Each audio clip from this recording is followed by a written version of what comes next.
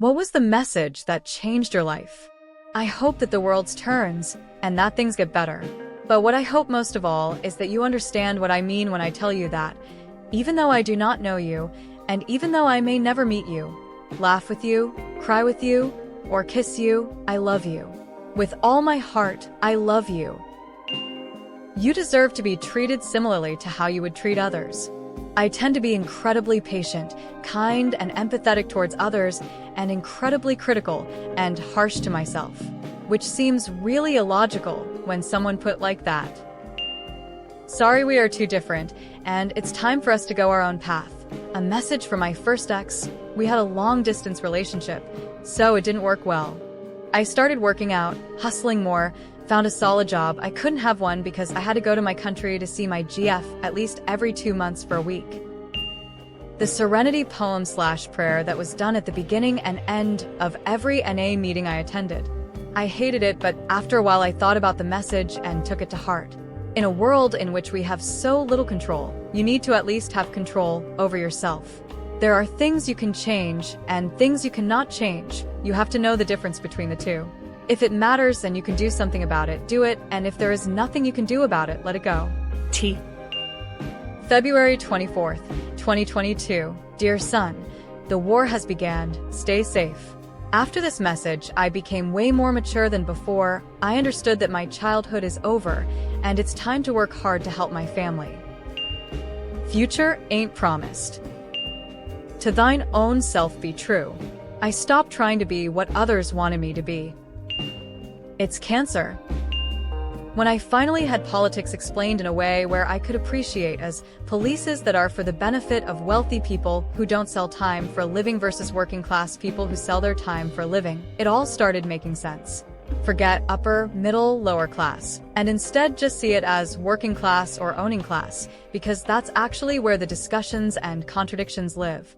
The problem is that people think news networks are obligated to tell us the truth.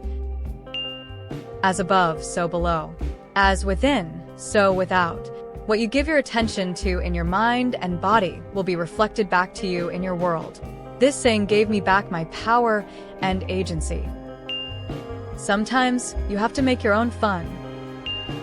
I got married. I've never been happier. Emailed from girlfriend I was with for over a decade. She emptied my emergency savings the day after I got laid off during the Great Recession and bailed. I was willing to forgive her for it as long as she paid me back. Everything was falling apart. Instead, I got that email. At least she bothered. After I was forced to move away to live with family up north, or be homeless in Florida, which is a death sentence, I didn't get one email from friends Dear son, your father and I will no longer have any contact with you because our Christian conscience doesn't allow it. But if you decide to return to the true religion, our door will be open to you. Congratulations, you are hired. I don't love you anymore. We judge ourselves by our intentions, but others by their actions. That's what unconditional love is. You can stop trying to earn it. Your mom died. You are fired. Live your life every day. Learning to laugh together and spending time together away from a TV. Quality of life is better. My first semester of college, I got wrapped up in social opportunities, and I devoted little energy to academics. I had slid through my high school classes with minimal effort, and I was approaching college the same way. When the semester ended, I had a mandatory meeting with my advisor, an elderly professor.